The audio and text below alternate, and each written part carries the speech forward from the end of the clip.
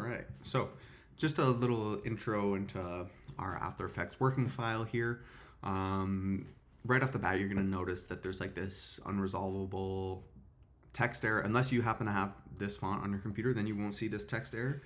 Um, but we can ignore it because we're not going to be using any text as it is in its base form. But if you want to add like text yourself, of course you can, and like you'll have the font, so you won't have to worry about this error message anyway. So we can just ignore that, hit OK. Now we're in our project.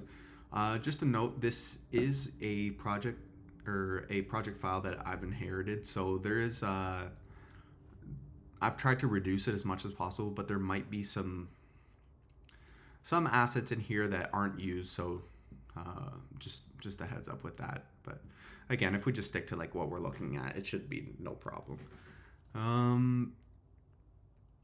So starting off, just to give you a little like crash course on After Effects if you're not familiar.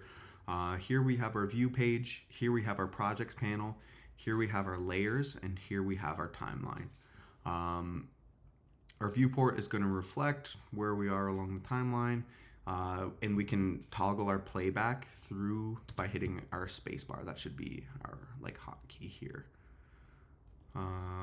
If you're finding render speeds are a little slow on your computer, you can turn down the render resolution here. Right now I have it on full, but you can throw it on a quarter if it's just like taking way too long to load up.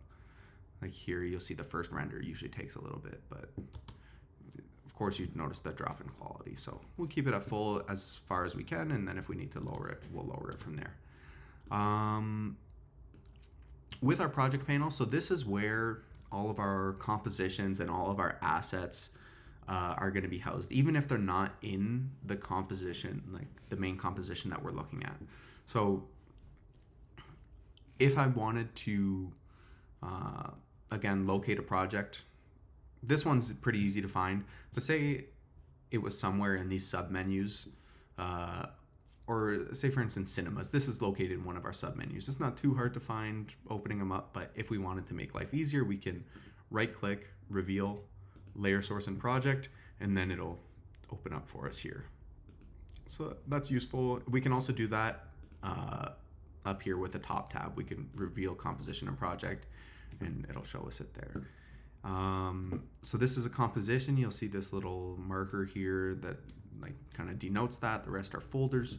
But we can like pretty much, well, we can bring in a ton here. We can bring in video files, images, PDFs, and how we would do that is either just opening up our our file browser and dragging and dropping in, or we can double click and that'll do the same thing.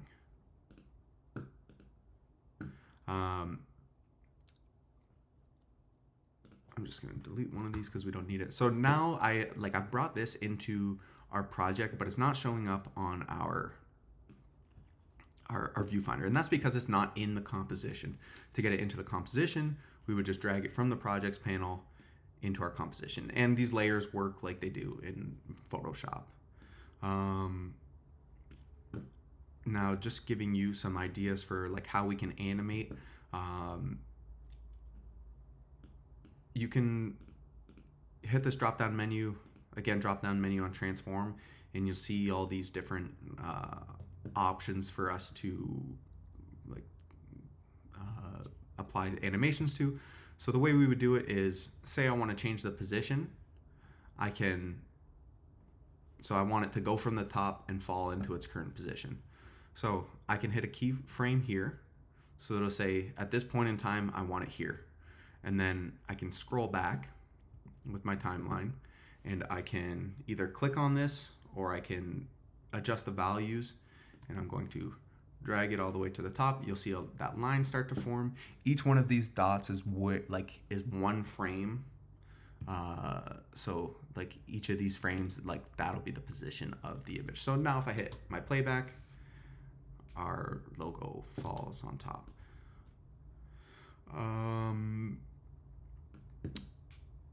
Let's say I also want it to like come in from 0 opacity to 100. So I'm going to do the same thing.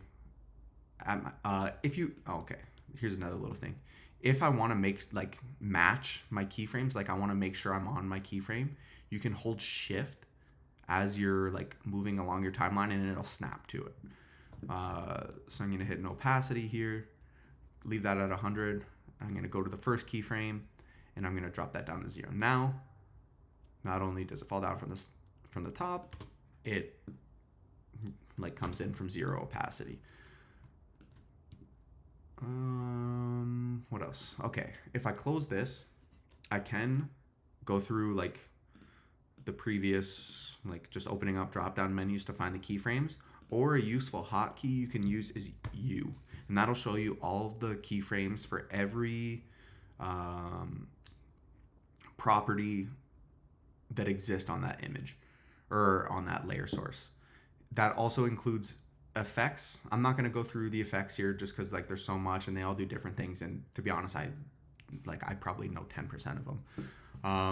But if you have an effect and you have keyframes on that effect, and you hit U on your layer source, it will reveal all of those keyframes as well. So very useful hotkey. That's pretty much all I have to say for like basics of setting up keyframe animations.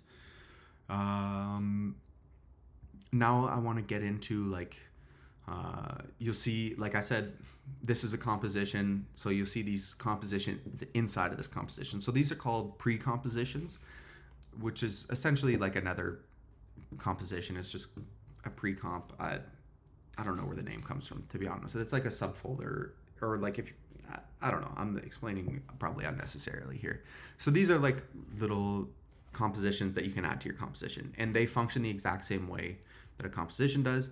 I can open them up by double clicking. So here it's our entertainment network. You won't see the map because like the map already exists on this one. If you want to toggle it to get an idea of like where your pin markers are, you can, but like just use this for view purposes only. Make sure you shut it off when you go back in so you're not doubling up on that map and kind of messing up the visuals.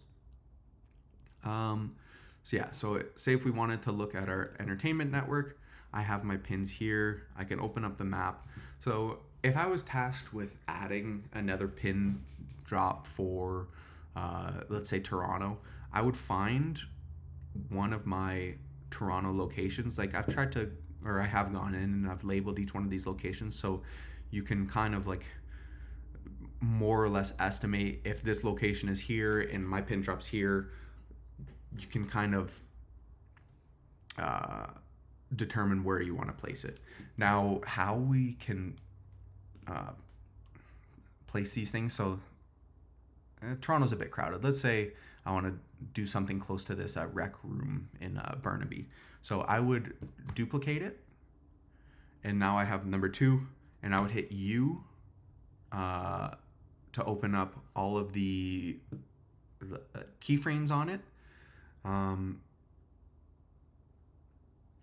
For this, I'm not too worried about like any of these. I'm mostly concerned with the position. So I'm getting into like a hotkey like overload territory, but the one we're going to be mostly concerned with is position if we're like maintaining kind of the look and feel that we have right now.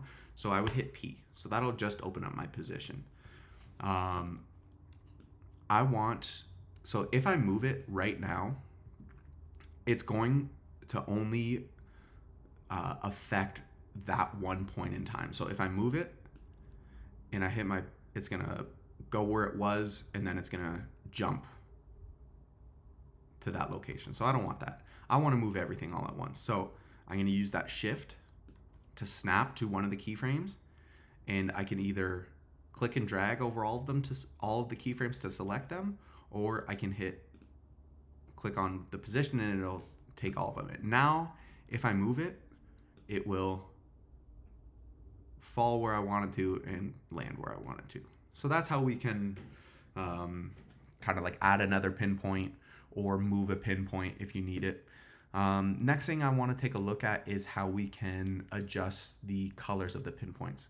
So something we can, like right now you're seeing the layer names as I've labeled them, but you can toggle between the layer and the source by clicking here.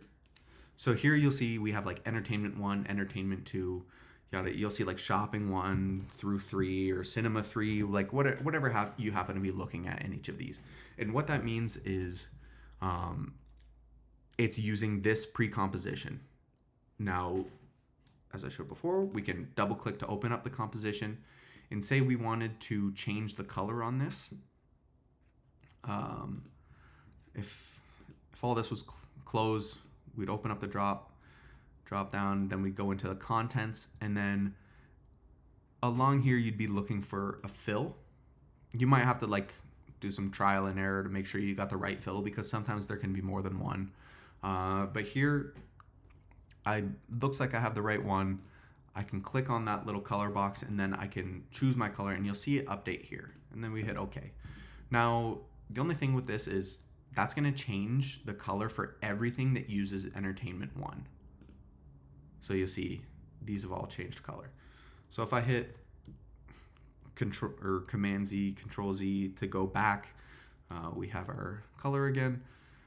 Say I only wanted to change the color of one of these, I would have to make a new pre-composition. So we can use our right click, reveal layer source and project to find that in our project.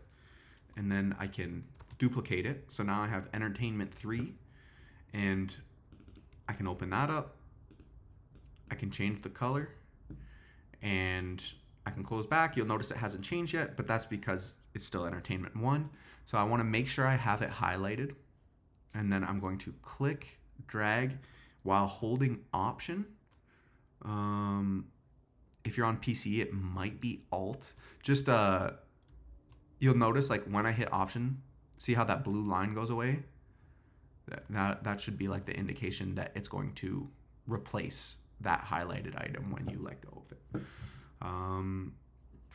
Yeah, so that's how we can change the colors of individual assets. If you wanted to go in and make your own pin drop that looks nothing like this, you should be able to follow the same like steps where you just have that pre-composition set up, highlight the one you want to replace, click, Option, Alt, drag, and replace it.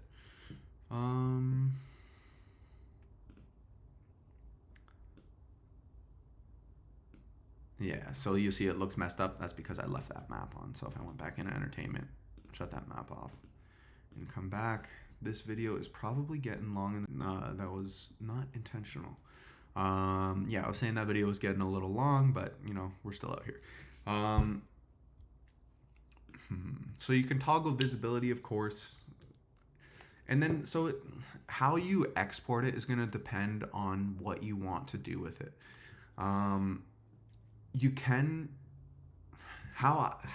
We typically use it as either a GIF or an MP4.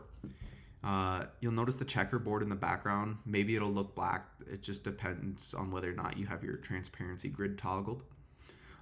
If you want to add a solid background, you can. Right now I have a white solid in. I could just make that visible to show it. But that depends if I want a background or not. If I want everything to be transparent behind this, I can export it as a GIF. The only thing is it's going to keep looping. So I've had to come up with like a workaround for it.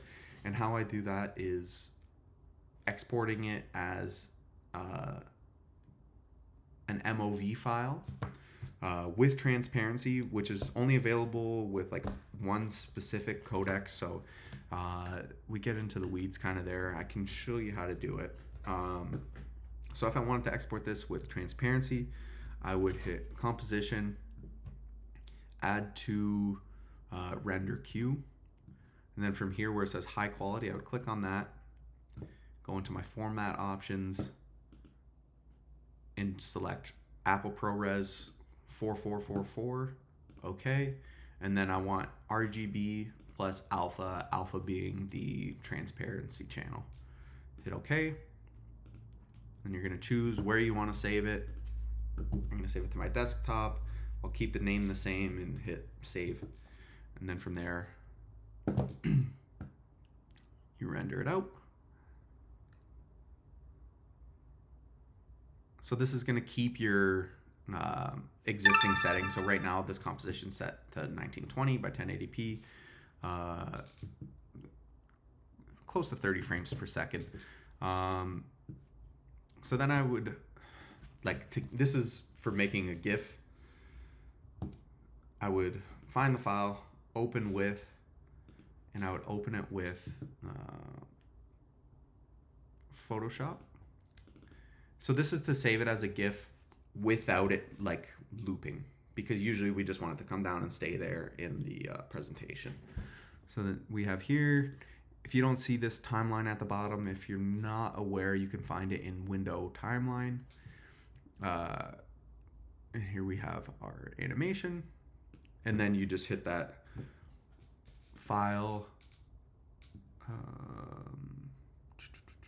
export, save for web legacy.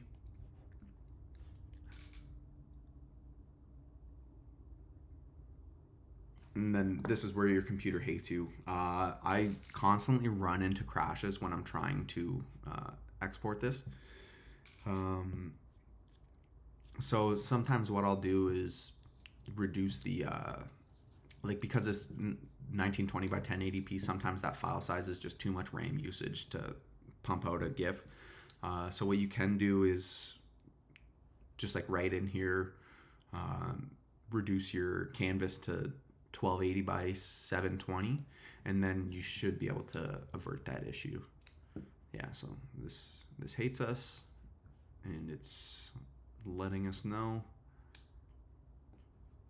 Okay, so now that this dialog box is open, what I would do to change this is just change the looping options from forever to once, and then I would hit save to get my output.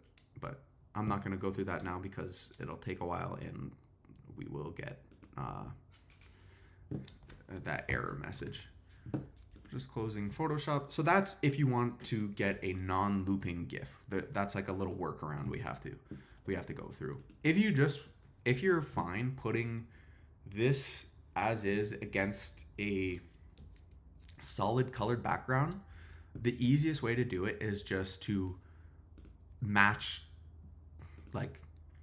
if right now we have white in, so it's really easy to match. We just throw the white background in, then we would render this out. But I'll show you how to change the background color in case you wanted to put it on something different. Say we want to put it on a blue background. I would go into Layer, New, Solid, and then I click this box here. How the heck do I navigate to blue?